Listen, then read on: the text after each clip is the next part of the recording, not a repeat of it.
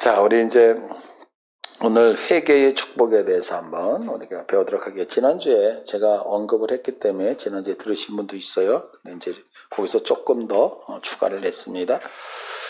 회개라고 하는 거 우리 너무 잘 알잖아요. 회개. 모두가 다 아시죠. 그래서 회개를 할 때에 중요한 게 단계가 있죠. 죄를 인정하는 거예요. 자, 그래서 제가 이런 말씀 드리잖아요. 우리가 신앙생활을 할 때에 신앙이 앞으로 안 나가는 경우가 있어요. 이렇게 신앙이 자꾸 성장해 가야 되잖아요. 근데 성장이 절대 안 되는 경우가 있어요. 그게 뭐냐면 거짓말을 하면 신앙이 자란다 안 자란다? 안 자라요. 거짓말을 하면.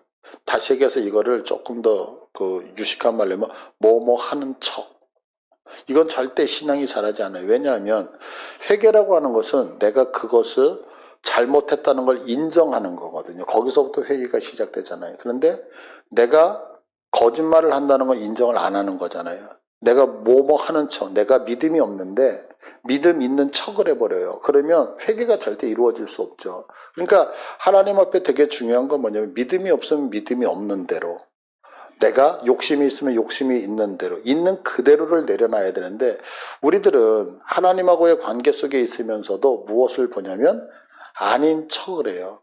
근데 이 대표적인 게 우리가 잘 알고 있는 사도행전의 아나니와 삽비라잖아요. 내가 하나님 앞에서 욕심이 있어서 그게 나쁘다는 얘기 아니에요. 왜냐면 인간은 욕심을 다 갖고 있잖아요. 우리 안에 욕심 없는 사람이 있죠. 내가 물질을 팔았어요. 그러면 그 팔았을 때는 순수했던 거거든요. 그죠? 그런데 그 순수했던 마음속에 욕심이 생겨서 내가 하나님 앞에 10개를 다 드리는 것이 아까울 수 있단 말이에요. 사람이기 때문에. 그러면 솔직하게 이야기를 하면 되죠. 내가 10개를 팔았는데 아까웠습니다. 그래서 5개밖에 드리지 못합니다. 이게 신앙의 출발이거든요. 근데 마치 뒤로 5개를 숨기고 다 드리는 척을 했다고요. 그러니까 하나님은 속는다 속지 않는다? 절대 속지 않는 거죠. 그러니까 가장 중요한 건 뭐냐면 우리가 부족하면 부족한 대로, 연약하면 연약한 대로, 내가 속상하면 속상한 대로, 아프면 아픈 대로, 부족하면 이렇게 가야 되는데 우리의 신앙에서 고쳐지지 않는 것이 있어요. 그게 뭐냐면 내가 믿음이 있는 척, 내가 뭔가를 하는 척, 내가 어떤 것들을 갖고 있는 척이래요. 그렇게 되어지면 오해가 생겨요. 어떤 오해가 생기면 믿음이 있는 것 같은데 어느 순간에 무너져 버려. 행동하는 게. 이게 목회를 하다 보니까 제가 당황하는 거예요. 왜냐하면 목사도 사람이지만 완벽하지는 않아요. 그러나 여러분들을 볼 때의 기준이 있잖아요. 아, 지금 저분이 하나님 앞에 이만큼 기도를 하면 신앙이 이 정도 있겠구나. 아, 하나님 앞에 어느 정도 봉사하면 이 정도의 신앙이 있겠구나라고 나름대로 판가름을 하고 있는데 어느 순간에 보면 전부 다 밑으로 가버리는 거예요. 왜 그러냐면 척이에요, 척. 그러니까 이 척이라고 하는 것이 뭐냐면 내가 믿음이 없는데 믿음이 있는 것처럼 그러니까 다 속아버리는 거예요, 거기에. 그래서 여러분들이 회개를 할 때 가장 중요한 것은 있는 그대로 이것을 또 이제 있는 그대로 하라 그러면 우리는 또 순수해서 말 그대로 그냥 다 오픈하는 얘기가 아니라 하나님께 있는 그대로. 그래서 있는 그대로 인정하는 게 되게 중요해요. 그리고 내가 돌이키는 것. 그런데 이 돌이킨다는 게, 자, 여기서 제가 늘 강조하는 거예요. 내가 잘못했어요. 그래서 의지를 가지고 돌이켜요. 그러면 의지가 강한 사람은 회개를 잘하겠죠. 문제는 우유부단한 사람들이잖아요. 근데 신앙은 그렇게 요구하지 않는다고요. 신앙은 뭘 요구하냐면 내가 부족한 걸 인정하고 하나님의 도움을 구하는 거예요. 하나님, 내가 여기서 돌이키기를 원하는데 내 힘과 능력으로 안 되기 때문에 내게 힘을 주세요. 그럴 때 하나님이 그 힘을 주신다 안 주신다?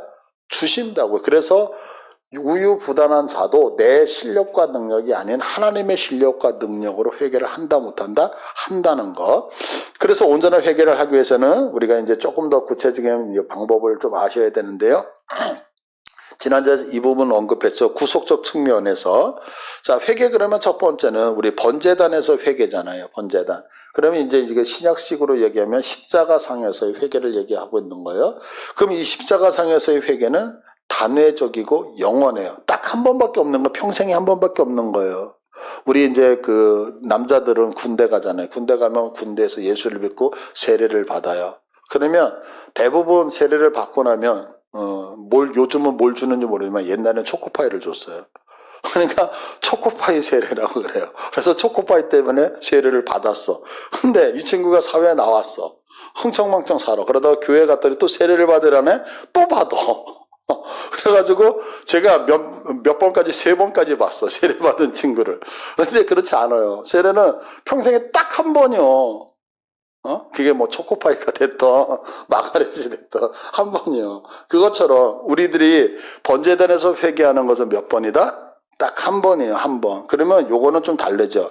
예수 그리스도께서 십자가에서 단번에 피 흘려 돌아가심으로 과거, 현재, 미래의 모든 죄를 단번에 영원히 속죄하신 사건. 이거 여러분들 다 믿으시죠?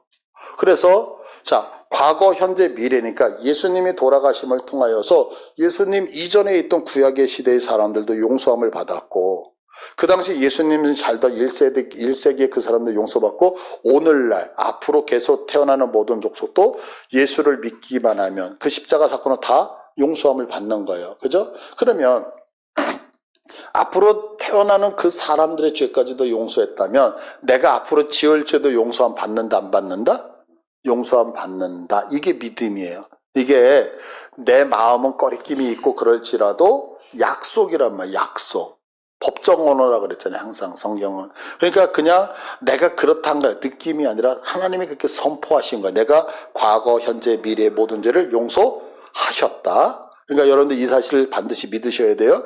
그래서 히브리서 10장 10절에 보시면 이 뜻을 따라 예수 그리스도의 몸을 단번에 드림으로, 예수님은 십자가에서 딱 한 번 돌아가신 거예요. 여러 번 반복돼서 돌아가지 않아요? 한 번 돌아가심으로 14절, 그가 거룩하게 된 자들을 한 번의 제사로 어떻게 했다? 영원히 온전하게. 그러니까 예수님이 2000년 전의 십자가 사건으로 완전히 우리가 갖고 있는 모든 죄를 영원히 사하셨다는 사실을 믿으십니까? 이게 믿음이에요. 이게. 그래서 우리가 여기서 흔들리면 된다, 안 된다? 절대 안 돼요. 그래서 구원받지 못한 사람이 구원받기 위해서, 또한 구원은 받았는데, 우리가 구원받았을 때, 어디죠? 그 교단이 어디더라? 침례교인가요? 거기는 내가 구원받은 날이 몇 월 며칠이라고 분명히 알아야 돼. 여러분들 아세요? 내가 구원받은 날이 몇 월 며칠 몇 시인 거 기억하세요? 모르죠. 우리 이제 장로교는 믿음으로 가기 때문에 그래요. 근데 그 교단 이름을 갑자기 생각이 안 나네요. 근데 그 교단은 내가 몇 년, 몇 월, 며칠, 몇 시에 구원받았습니다가 생년월일자 딱 있어야지 구원을 받았다고 얘기를 하는 거예요. 그러니까 우리가 구원의 확신이 흔들릴 때 있잖아요. 이럴 때 처음에 딱 한 번 근본적인 죄인됨과 구속의 은혜를 깊이 감사하며 의지하는 자리가 십자가의 자리예요. 그래서 여러분들 생각해 보세요. 다 우리들 여기 나와 있다는 것은 다 한 번씩은 예수 그리스도의 십자가 앞에 나를 가지고 가서 못 박았다는 고백을 다 했죠. 그리고 그 주님이 흘리셨던 보혈로 나를 전부 다 깨끗하게 씻었다는 그런 고백들 다 했었잖아요. 그거는 반복이다, 한 번이다? 딱 한 번이라는 사실을 여러분들 믿으시는 거예요. 그래서 그렇게 내가 죄사함을 받았어요. 그럼 그 죄사함을 받는 것은 무엇의 관계냐면 하나님과의 관계가 회복되는 거라고요. 그 관계가. 자, 그러면 하나님하고 관계가 회복되니까 이제는 그분이 내 아버지가 아니었는데 이제는 그분이 내 아버지가 됐어요. 전에는 나하고 상관없는 분이었는데 그 하나님이 나하고 상관 있는 분이 됐어요. 그러니까 그 상관 있는 분하고 살아야 되기 때문에 내가 죄를 지면 또 꺼리낌이 생기잖아요. 그러면 그때의 죄는 십자가로 들어가는 관계죄가 아니란 말이에요. 그때는. 그러면 그때의 죄는 뭐냐면 일상적인 측면에서 우리 구약성에서 물두멍의 회개, 이거는 반복적이고 자꾸 지속되어진단 말이에요. 물두멍에선. 자, 그래서 제사장으로 부름받은 자들이 어디에 들어가요? 성소에 들어가기 전에 물두멍에서 손과 발을 씻는 것처럼 성도가 이 땅 살아가며 짓는 일상의 자백과 돌이킴을 의미한다, 이거예요. 자, 그러면 이게 어떤 차이가 있느냐면 우리가 여기서 이 오해를 많이 하는 거예요. 성화가 뭘까요, 여러분? 성화를 어떻게 배우셨어요? 그리스도를 향하여 점점 닮아간다예요? 그리스도를 향하여 점점 변화돼 간다는 거예요. 그 말이 비슷한 것 같아요. 다시, 내가 예수 그리스도의 장성한 분량까지 가는 거예요. 그러면 구원받은 내가 성화를 얘기할 때 구원받은 내가 장성한 그리스도의 분량까지 점점 변화되어 가는 게 성화예요. 점점 자라가는 게 성화예요. 이제 용어에서 하나는 변화, 하나는 자라는 거. 어떤 걸 것 같으세요? 이게 엄청난 차이가 있어서 그런 거예요. 자, 성화는 뭘까요? 변화돼 가는 거예요? 자라가는 거예요? 자, 나 변화돼 간다. 예, 나 자라간다. 예, 그래요. 정립 잘 하세요. 보세요. 내가 예수를 안 믿었어요, 지금. 예수를 안 믿었는데, 예수 그리스도를 믿었어요, 이제. 그러면 예수를 믿는다는 얘기는 어디서 믿게 되면 십자가에서 믿는 거잖아요. 그럼 십자가에서 믿는다는 얘기는 뭐냐면, 그리스도와 내가, 죄가 있었던 내가 십자가에서 함께 죽는 거죠. 주님하고 같이 죽었어요. 죽고 나서 내가 다시 살아나요. 나와 함께 죽었던 예수님만 살아나요. 예수님만 살아나는 거죠. 내가 죽고. 그래서 이제는 우리가 사는 것이 아니라 그리스도와 함께 십자가에 못 박혔나니 그런즉 예수 그리스도가 사신 거예요. 그 예수 그리스도가 내가 하나가 되어져서. 자, 그러면 이것을 뭐라고 하냐면 거듭남, 태어남 이렇게 얘기를 하는 거예요. 자, 그러면 우리는 예수 그리스도와 십자가에서 죽었다가 살아났을 때 태어난 거죠. 자, 태어나면 그렇게 태어났을 때는 죄인으로 태어나요? 의인으로 태어나요? 의인으로 태어난 거예요. 자, 의인으로 태어났는데 아직 갓난아기잖아요. 이 갓난아기가 그리스도의 장성한 분량이라고 하는 그 어른이라고 하는 목표치를 향하여 변해가는 거예요? 자라가는 거예요? 자라가는 것을 성화라고 얘기를 하는 거예요. 그러니까 성화는 오해하지 마세요. 성화는 죄인이 점점 변하여 하나님의 사람이 되는 게 아니야. 이해되셨죠? 그러면 여기는 어떤 문제가 있느냐면 죄인이 점점 변하여 하나님의 사람이 되면 죄가 100% 있다가 내가 조금 성공하면 죄 90% 하나님의 의로움 10%. 그러면 죄와 의로움이 같이 공존하잖아.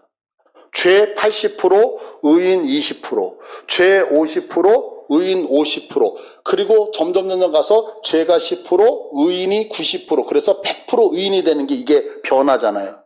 근데 우리들은 그래요, 안 그래요? 안 그래. 우리는 예수와 함께 죽었다가 살아나서 의인으로 거듭난 거야. 이해되죠? 의인으로 거듭난 거는 갓난아기여도 의인은 100% 의인이야. 그런데 그 100% 의인이 목적하는 그리스도의 장성한 분량까지 살아가는 거지 변화돼 가는 게 아니란 말이에요. 근데 우리 성도들이 오해하는 게 뭐냐면 성도들이 성화를 할 때 점점 죄에서 변화되어 하나님의 사람으로 바뀌어 간다고 생각하는 게 아니야. 이게 뭐냐면 지렁이는 지렁이고 독사는 독사요. 지렁이가 변해가면서 독사가 되는 게 아니라 독사는 죽었어. 이해됐죠? 그리고 우리는 새로운 피조물로 태어난 거야. 그래서 새로운 피조물이 아기의 단계에서 어른의 단계로 뭐 한다? 변하는 게 아니라 자라가는 거예요. 자라가는 거예요. 그래서 우리는 완전히 달라. 이 차이 되셨죠? 자, 그러면 예수 그리스도를 십자가에서 믿고 나는 다시 태어났잖아. 그럼 한 번 태어난 사람은 또 들어가서 또 태어나야 돼? 안 태어나야 돼? 안 태어나야 돼. 이제는 잘하면 돼. 근데 잘할 때 실수를 한다, 안 한다? 해. 왜 하냐면 내 고집 때문에 실수하는 거예요. 그래서 그 실수를 하나님, 내가 내 고집 때문에 또 실수했어요. 아직 의인인데 실수한 거야. 그래서 당신을 머리로 하겠습니다. 이렇게 고백하는 게 물두멍의 회개인 거예요. 이제 아셨으면 아멘. 예. 그래서 이 차이가 있어요. 그래서 반가로 2번 보시면 교회의 머리 대신 예수의 통치를 따르지 못하고 내 생각과 자아를 따라 살았던 것을 깨달을 때마다 자백하고 정결케 되는 과정이 물두멍의 회개예요. 그래서 이는 우리의 신분이 죄인에서 자녀로 바뀌는 것이 아니라 이미 자녀가 된 거예요. 그래서 아버지와 교제와 친밀함을 회복하는 관계적 시스템입니다. 이거. 그러니까 내가 부모님하고 잘못했어. 내가 그러잖아요. 부모님하고 잘못했을 때, 나 같은 놈은 형벌받아야 돼. 그래서 다시 번제단에서 죽음으로 바뀌는 게 아니라, 아빠 죄송해요. 잘못했어요. 이렇게 가잖아요. 이해되시죠? 그래서 믿는 자의 회개와 안 믿는 자의 회개가 완전히 틀린 거예요. 이거는. 그래서 구속사죠. 근원으로서는 늘 십자가를 의지해죠. 왜? 내가 하나님 앞에 나가서 회개할 수 있다는 거는 하나님이 나를 자녀 삼아 주신 것이 근거잖아요, 이거. 그러니까 우리의 머릿속엔 늘 십자가는 있어야 돼. 그러나 십자가가 있다고 십자가를 날마다 지는 것은 맞다, 들으다, 틀리다라고 하는 거. 그래서 일상적, 실천적 회개를 번제단의 회개와 혼돈에서는 된다, 안 된다, 안 된다. 그래서 우리가 일상에서 죄를 범하고 회개할 때는 이미 번제단에서 완성된 이 십자가의 은혜를 기반으로 해서 물두멍의 회개를 한다는 거. 자, 그러면 이제 이거를 요약해서 이렇게 표로 만들어 놨어요. 그러면 번제단의 회개는 뭐냐면 십자가죠. 그런데 물두멍에서는 성령님이셔요. 성령님. 대상이 틀린 거죠. 그 다음에 회개 내용이 뭐냐. 나는 구원받아야 될 죄인. 이건 뭐냐면 나는 하나님을 향하여 아버지라고 부를 수 있는 자녀가 되고 싶습니다라는 고백이요. 그런데 자녀가 되겠다는 것과 자녀가 된 다음에 잘못하는 건 다른 거잖아요. 이 구분되시죠? 지금 이거 얘기하는. 그래서 회개 내용에 번제단은 내가 자녀가 되겠습니다. 나 구원해 주세요. 다시 태어나게 해주세요. 아버지의 호적에다 올려주세요. 이거고, 물두멍의 회는 주님 뜻대로 살지 못했고 내 생각대로 살았습니다 라고 하는 것이 회개가 되어지는 거예요. 그러면 행위의 방식, 십자가의 보혈을 의지하는 거죠.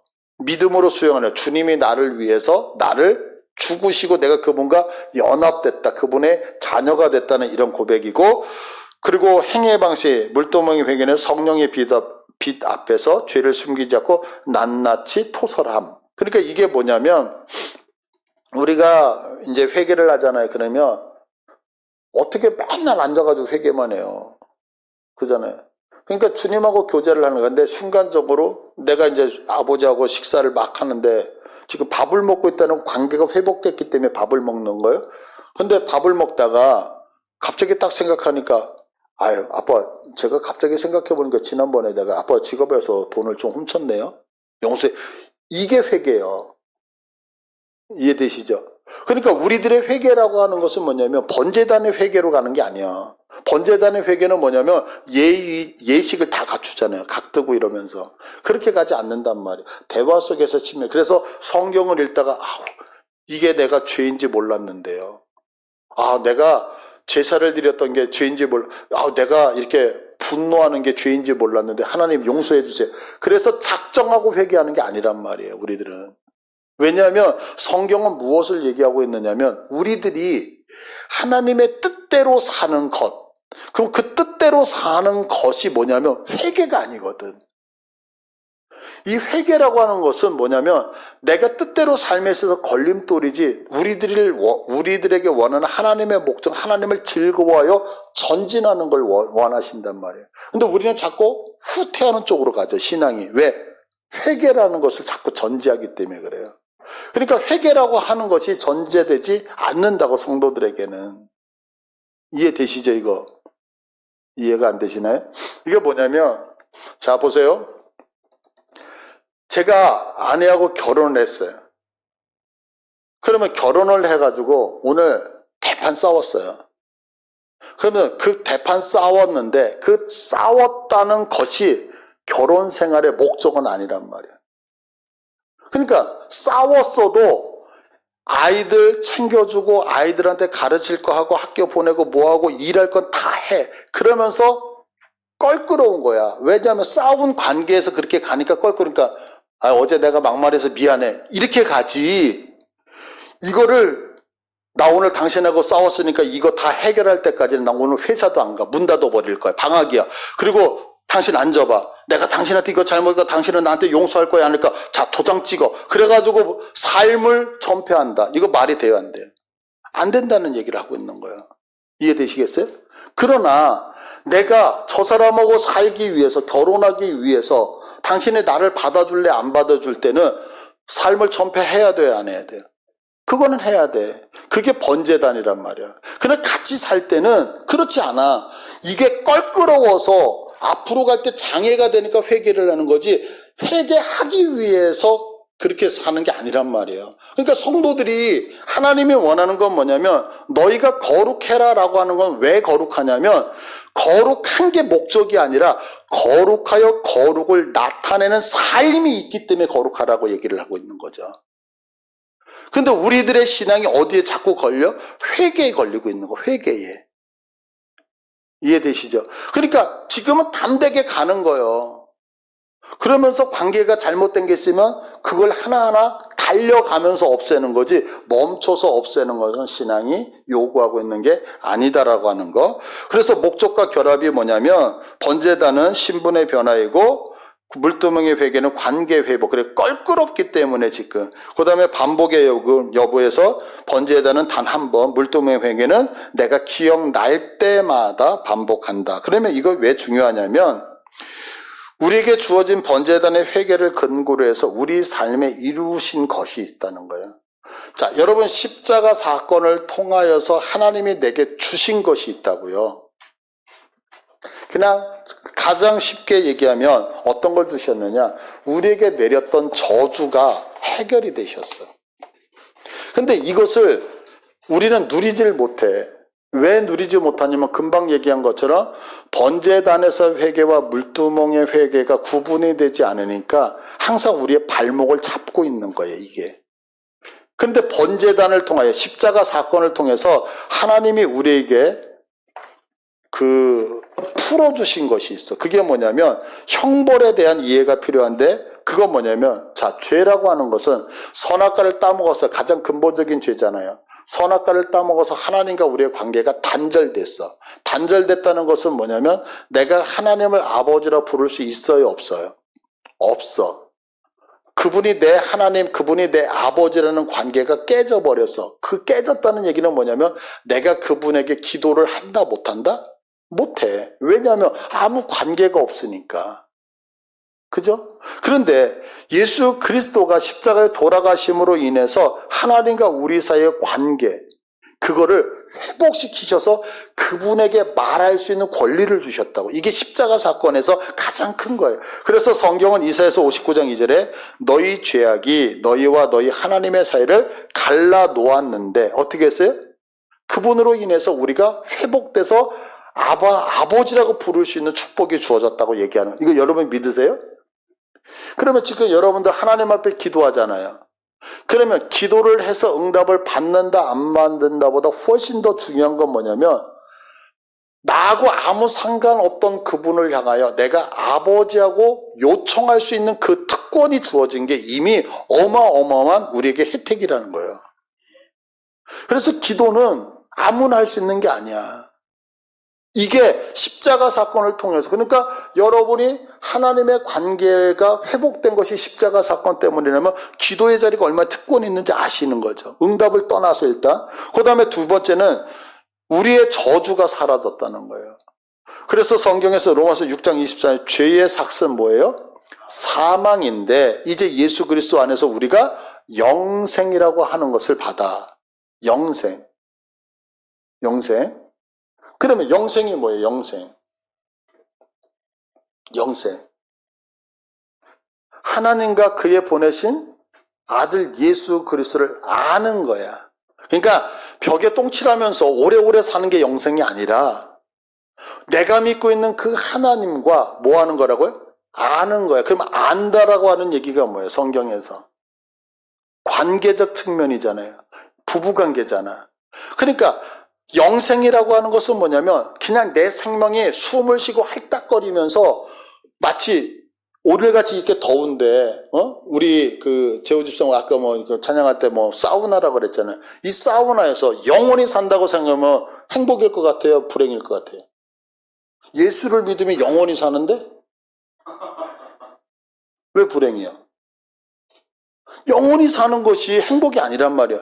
그런데 성경은 뭐라 하면 영생은 뭐냐면 내가 그토록 사랑하는 그 하나님과 그분의 아들 되신 예수와 인격적 교제를 누리는 것이 영생이야. 그러니까 하나님과 교제를 누리는 그 행복이 얼마나 복되겠어요.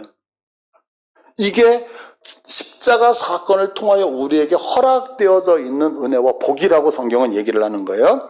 자, 그래서 예수께서 십자가를 지심으로 우리 인간이 받아야 될 저주를 대신 받으셨죠? 자, 그러면 생각해 보세요.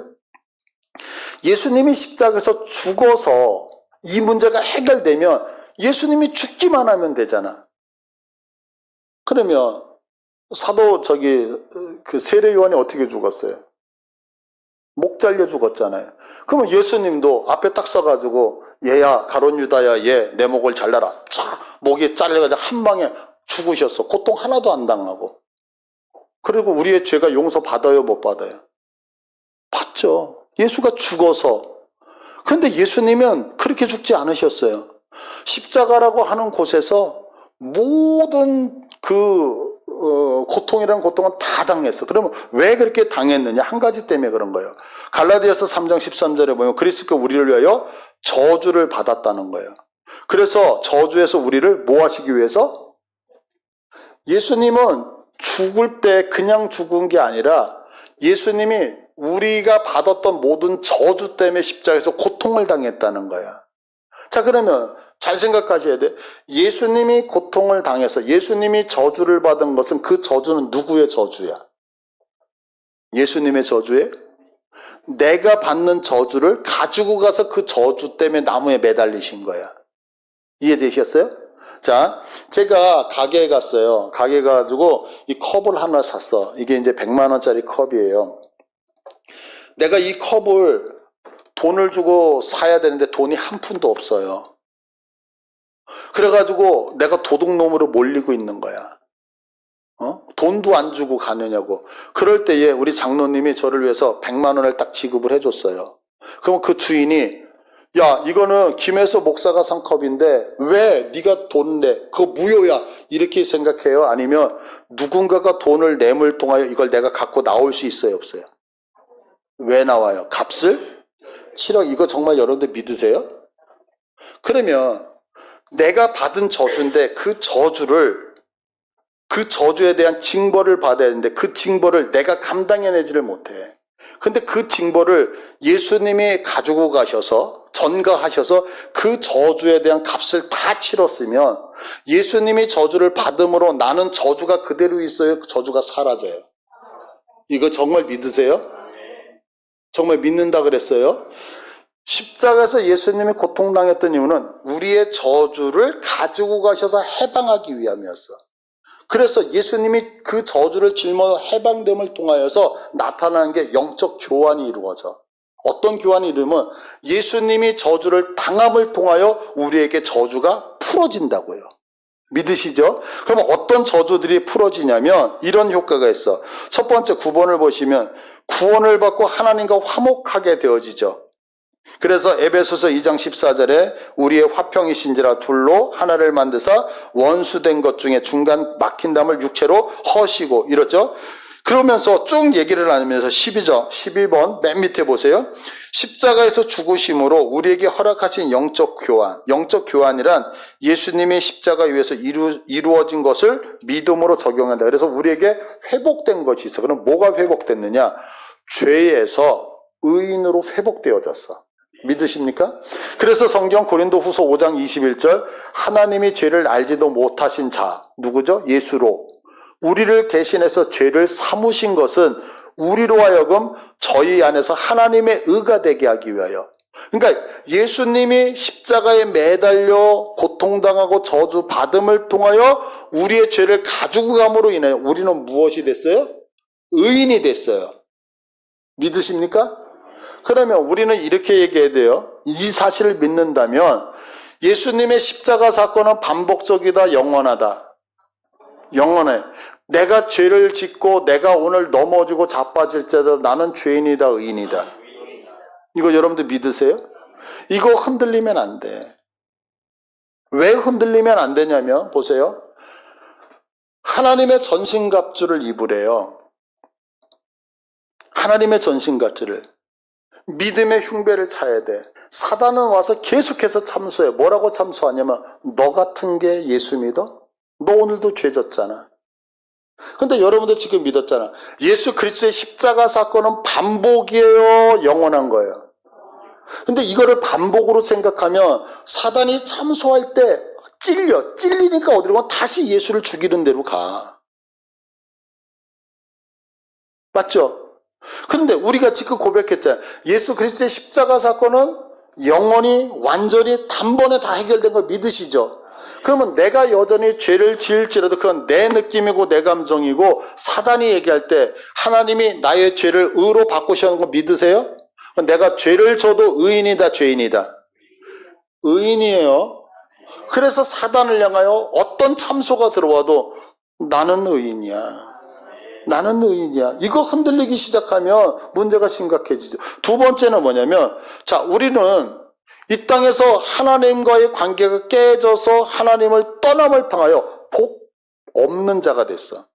근데 이제는 예수 그리스도의 십자가 사건을 통해서 복 없는 자가 복 있는 자로 바뀌었단 말이에요. 이거 믿으세요? 그래서 성경은 이렇게 얘기하죠. 갈라디아서 3장 14절 이는 그리스도 예수 안에서 아브라함의 복이 이방인에게 미치게 하고 아멘? 자, 그러면 생각해 보세요. 아브라함의 복이 뭐예요? 창세기 12장 1절로 3절에서 하나님이 너 본토 친척 아비집을 떠나라. 내가 너에게 복을 줄 테니 너에게 축복하는 자에게는 복을 너에게 저주하는 저주를. 그래서 하나님이 아브라함의 복을 주어 그를 통하여 세계 열방에 복이 흘러가게 하셨던 이 복이 회복된 줄 믿으시길 바라요. 그러니까 아브라함의 복이 이방인에게 미치게 하고 그러면 하나님이 십자가 사건을 믿는 우리들에게 무엇을 주시냐면 복을 주셔. 그런데 이 복이 문제가 있죠. 어떤 복이냐면 우리는 복 그러면 다 돈이라고 생각해. 그잖아요. 복을 받는다 그러면 다 돈으로만 생각하잖아. 그런데 성경은 그렇게 얘기하지 않죠. 그러니까 하나님이 우리에게 이미 십자가 사건에서 우리를 복되게 하셨다 안 하셨다? 복되게 하셨다. 그러니까 이 복됨이라고 하는 것은 누리는 거야. 욕심을 내려놓고 보면 내게 부족한 것이 있어요, 없어요? 여러분도 오늘 식사 다 하셨어요, 안 하셨어요?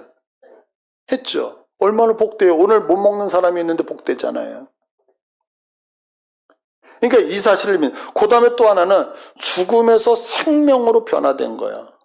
죽음에서 생명. 그래서 히브리서 2장 14절에 자녀들은 혈육에 함께 속하였으며 그도 또한 한 모양으로 혈육에 함께 속하심은 사망으로 말미암아 사망의 세력을 잡은 자 마귀를 없이하여 죽기를 무서워함으로 일생에 매여 종로로 타는 모든 자들을 놓아주려 하심이다. 그래서 예수님의 십자가 사건을 통하여 사망의 권세 안에 들어가서 사망의 권세 안에 들어갔다는 얘기는 뭐냐면 살아난다 못 살아난다. 못 살아나. 그런데 자 우리가 죽음을 두려워하는 것은 내가 살아나지 못하는 것 때문에 두려운 건데 내가 다시 살아난다고 생각하면 두려워요 안 두려워요? 안 두렵죠. 이거 뭐냐면 보세요. 군인들이 총을 쏴요. 총. 내가 제호 집사님한테 총을 딱 쏘면은 무서워요 안 무서워요? 왜 무서우면 총 맞으면 죽어서 못 일어날 거. 근데 그 누구죠? 갑자기 기억이 안 난다. 딸이 누구지? 예슬이가 장난감 총을 아빠 띵요 하고 쐈어 총을. 그럼 무서워요 안 무서워요? 왜 안 무서워요? 죽었다 다시 살아날 걸 아니까. 수백 번을 쏴봐라 또 일어나잖아. 똑같은 거예요. 내가 죽을 거라고 생각하니까 죽음이 무서운데 내가 그 죽음 안에서 부활할 걸 생각하면 두렵다 안 두렵다? 안 두렵죠. 근데 주님이 우리를 위해서 십자가에서 부활하심을 통해 죽으시고 부활하심을 통해 우리가 살아난다 안 살아난다. 그래서 죽음의 권세가 다 깨져서 무섭지 않다는 거예요. 이거 못 믿으시나요 여러분? 그래서 우리에게 죽음이 두렵지 않다는 거예요. 그래서 변화시켜 그것뿐만이 아니라 부끄러움을 영광으로 바꾸셨어요. 성경에 이르되 누구든지 저를 믿는 자는 부끄러움을 당하지 아니하리라. 이게 뭐냐면 예수 믿는 사람이 왜 부끄러움을 당냐? 예수 믿으면서 믿는 척을 해서 말씀대로 안 사니까 부끄러움을 당하는 거지. 그렇지 않아요?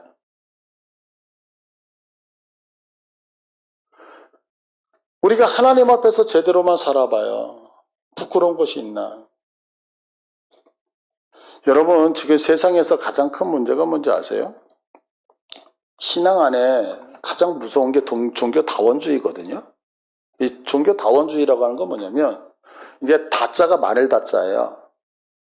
원자가 으뜸 원자예요. 그러니까 으뜸되는 게 많다는 얘기예요.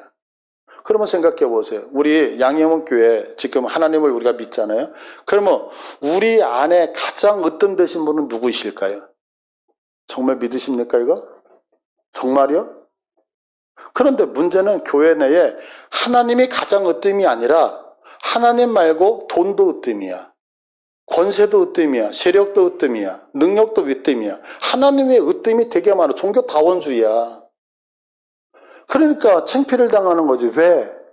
말이 다르니까. 근데 여러분들 우리들의 인생에서 정말 하나님 외에 그분만 우리들의 으뜸이고 대장 되신다는 사실을 확정할 수 있으시겠어요? 그러면 세상의 사람들 우리를 향하여 너희는 독선주의라고 너희는 지네밖에 모르고 이기주의라고 얘기해도 우리는 하나님이 최고니까 흔들리면 돼, 안 돼? 안 되잖아요. 왜? 그런데 세상 사람이 욕하는 거에 대해서 우리는 어떻게 생각해요? 내가 이것도 으뜸이고 저것도 으뜸이고 모든 게 다 으뜸이라고 생각하면 흔들리기 시작하잖아요. 그래서 부끄러움을 당하는 거죠. 왜? 한쪽 발은 세상에 가 있고 한쪽 발은 교회에 와 있으니까. 그렇지 않아요? 그러나 내가 하나님의 말씀을 가장 으뜸으로 여겨서 말씀대로 산다라고 한다면 그들이 뭐라고 얘기해요? 역사가 증명하는 거예요, 이거는요. 로마가 그렇게 성적으로 타락했을 때에 로마의 그 수많은 사람들이 기독교인들만큼은 인정을 했어. 왜? 죽으면서도 무엇을 버리지 않아요? 하나님을 버리지 않았다고요. 자기네들이 죽으면서도 쟤네들처럼 예수를 믿어야 된다고 얘기를 한다. 왜? 제대로 믿었으니까요. 지금은요. 돈 때문에 무너져요. 권세 때문에 무너져요. 이것 때문에 다 무너져요.